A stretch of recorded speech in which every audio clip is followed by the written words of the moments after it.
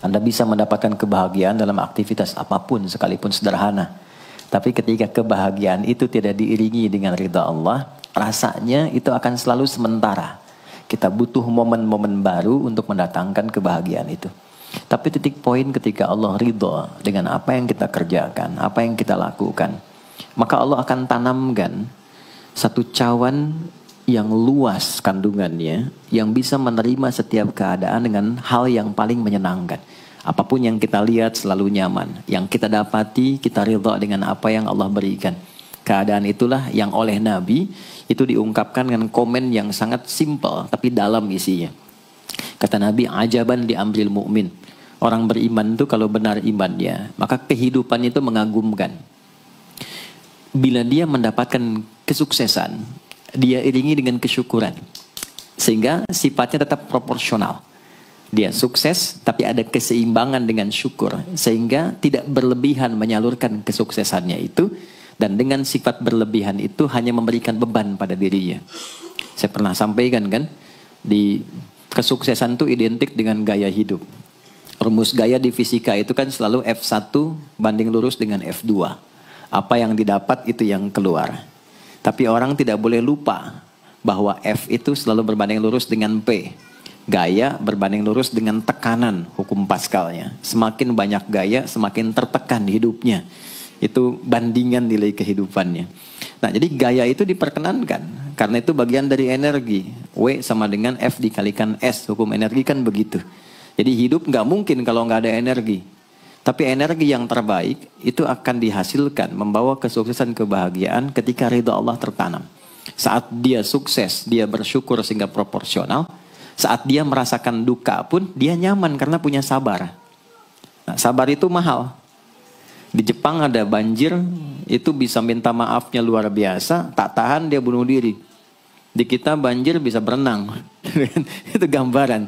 Cuma kalau nggak seimbang repot juga. Nah, membangun keseimbangan itu butuh konektivitas yang kuat dengan Allah. Konektivitas itulah yang dalam bahasa agama disebut dengan sholat namanya. Ya. Di pertemuan lalu kita sudah mencakup beberapa bagian dari sholat itu. Tapi saya ingin tekankan sedikit untuk menguatkan. Sholat berasal dari kata wasala atau silatun. Dasarnya kata wasala yang berarti terkoneksi dengan kuat. Terhubung dengan erat. Kita pernah dengar istilah silaturahmi kan? Ya kan? Kalau kita kumpul, bahasa kerennya saya mau silaturahmi kan? Tapi goalnya tercapai nggak?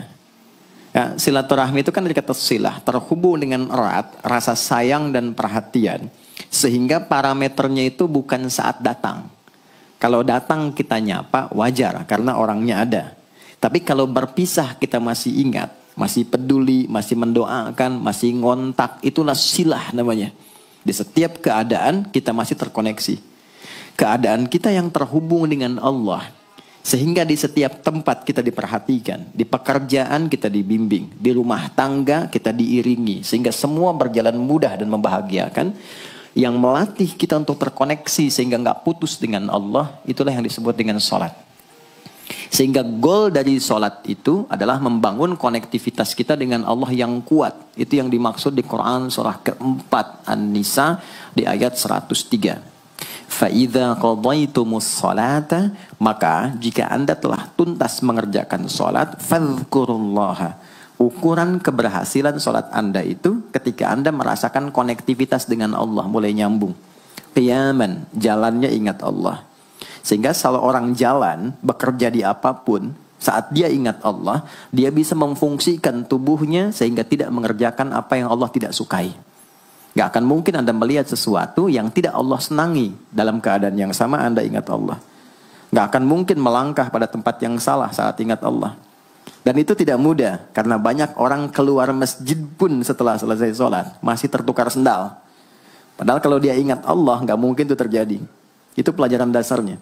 Wa qu'udan wa ala junubikum. Baik itu duduk, bahkan sampai berbaring. Ada koneksi.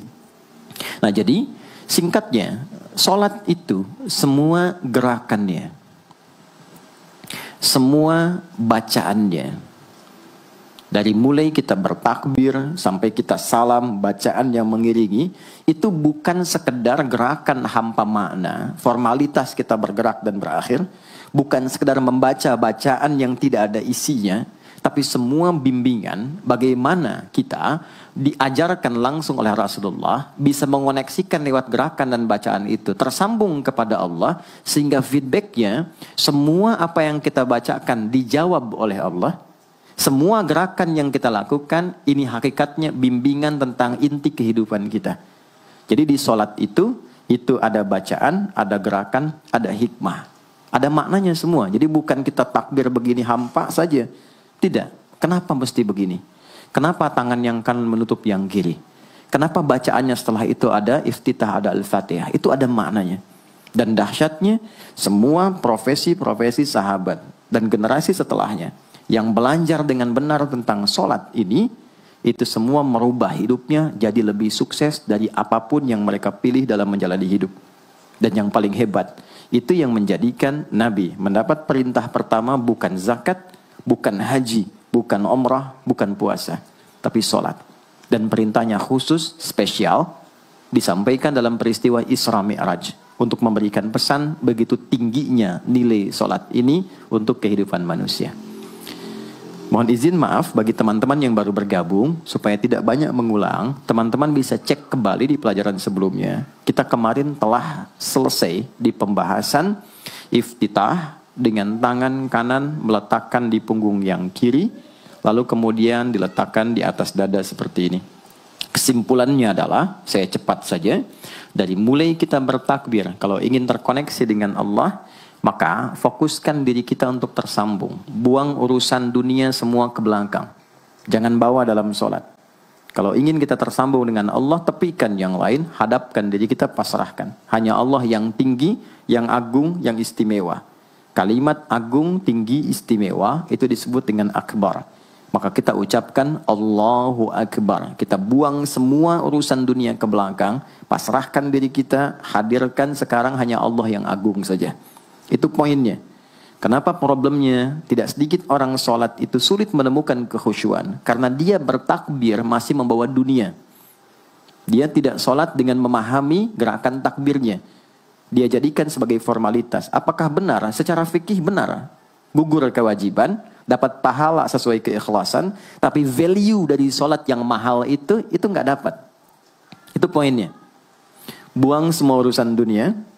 Kemudian tambatkan diri kita hanya kepada Allah. Dan uniknya kata Nabi, di fase itulah setan mulai bertugas yang mengganggu kita.